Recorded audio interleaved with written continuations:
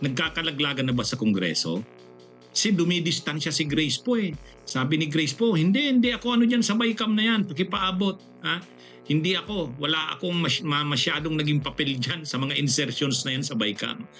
Ha? Kung hindi siya, sino? Ha? Mukhang handang ilaglag ni Grace po ang mga imbelto dyan. Ha? Nagkakalaglagan na ba sa Kongreso?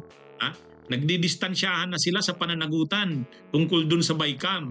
Ay syempre, controversial yung mga insertion sa BICAM. Ay nung kasing last year kasi, nung pinag-usapan yung budget para sa ngayong taon na 2025, nagbuo ng small committee BICAM.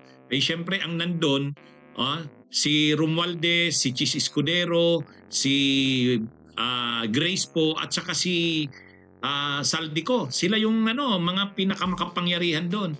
Pero si Romualdez hindi halos umattend na. Ang naiwan yata yung tatlo. Si Chis Escudero bilang Senate President, si Grace po bilang Finance Committee Chair ng Senado, at si Saldico bilang House Appropriations Committee Chair. Ay ngayon, dahil maraming anomalya na lumilitaw sa mga in-insert na budget ng 2025, posibleng itong mga anomalya sa flood control at iba pang infrastructure projects ay kakabit doon sa mga insertions na pinasok ng 2025 budget. Kaya ngayon, gustong ipatawag yung mga involved doon. Sa Kamara, ini-insist talaga ni Congressman Erese at saka ni Congressman Tubi Chanco sa kanila Laida de Lima. Ipatawag si Saldico, ipatawag si Grace po. Ang problema, si Grace po nagpaliwanag. Pinaabot niya yung mensahe niya sa pamamagitan ni Ronnie Puno, Congressman Ronnie Puno ng House.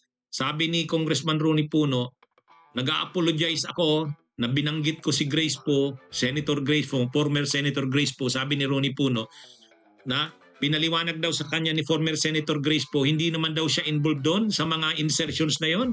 Nandun daw siya sa BICAM pero hindi daw siya kasama doon sa mga nag-usap-usap kung ano-ano yan at magkano yung insertions na yan. Kaya nag-a-apologize si Ronnie Puno. So anong ibig sabihin ni former senator o ni dating senadora Grace po? Ibig sabihin si Chis lang at saka si Saldico. Ay mukhang matindi talaga to. Nagkakalaglaga na. O kaya ngayon si Saldico ayun na. Pumunta na ng Amerika, biglang nawala. Kasi hindi talaga tatantanan nila Congressman Egay Erese at saka nila Congressman Tubi Chanco. Gusto talaga nila padaluhin sa pagdinig ng Kamara. Si Saldico. Ay syempre ini-insist din nila, hindi lang si Saldico, dapat pati si Grace po. O kaya ngayon dumidistansya na si Grace po. Ang sinasabi ni Grace po, hindi ako involved dyan. So lumilitaw dito si Saldico lang at saka si Chis. Ang problema pagdating naman sa Senado, walang senador na naglalakas loob na ungkatin ang ginawa ni Chis Escudero sa BICAM. Ang ginawa ni Chis Escudero ng mga insertion sa BICAM. At si Chis Escudero tahimik din. Ang dami kasi nilang pananagutan dyan, makakabunyog mga kababayan. Kaya nagkakaganyan yan. Tahimik si Chis Escudero. O parang ganitong nangyari.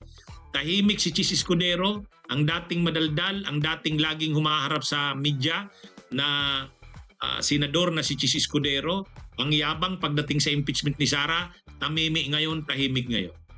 Si Saldico naman, si Saldico, wala na, nandun na sa Amerika, nagkasakit bigla. Si Grace po naman, nagpaabot ng mensahe niya sa pamamagitan ni Congressman Ronnie Puno, hindi ako involved dyan. Part ako ng BICAM pero hindi na ako na-involved sa mga usapan dyan. Ibig sabihin yung mga insertions talaga hindi siya involved. Dapat magsalita siya. Hindi sa pamamagitan ni Ronnie Puno. Itong si Grace po dapat magsalita sa direkta. Pwede naman siyang magpa-press con. Sabi niya na ang lahat ng nalalaman niya. Kung ano man yung niya, kung ano man saka pwede naman siyang umattend pa rin sa Pwede naman umattend pa rin siya sa pagdinig ng Kamara. Di doon niya sabihin lahat ng nalalaman niya. Nagdidistansya siya. Sabi niya hindi naman siya involved doon. Ang ibig sabihin ni Grace po, pag natin doon sa mga pera ng usapan, yung insertions, hindi na talaga siya involved doon. Ay di sabihin niya yon under oath. Total hindi na siya senadora. Hindi na mai-invoke ang parliamentary immunity. Yung anumang sasabihin niya doon, under oath siya, pwedeng magamit laban sa kanya at pwede siyang makasuhan ng perjury. Maganda yun. Kung gusto niya talagang ipakita na hindi talaga siya involved dun sa mga insertions na yon, ilang tao lang talaga ang involved doon, lumalabas dalawa na nga lang sana. Dalawa na lang pala. Di siya, sabihin niya ang lahat niyang nalalaman. Hindi pwedeng ito lang si Ronnie Puno ang nagsasabi niyan eh. Ang sabi kasi ni Ronnie Puno, nag-apologize siya kasi sinabi kasi ni Ronnie Puno, ni Congressman Ronnie Puno, dapat magpaliwanag si Saldico, dapat magpaliwanag si Chis Escudero at saka si Grace Poe. Sila yung small committee. Ngayon, nagpaliwanag daw si Grace Poe, hindi siya involved doon sa mga insertions. Kaya lang dapat hindi si Ronnie Puno ang magpaliwanag. Dapat si Grace Poe mismo. Di ba?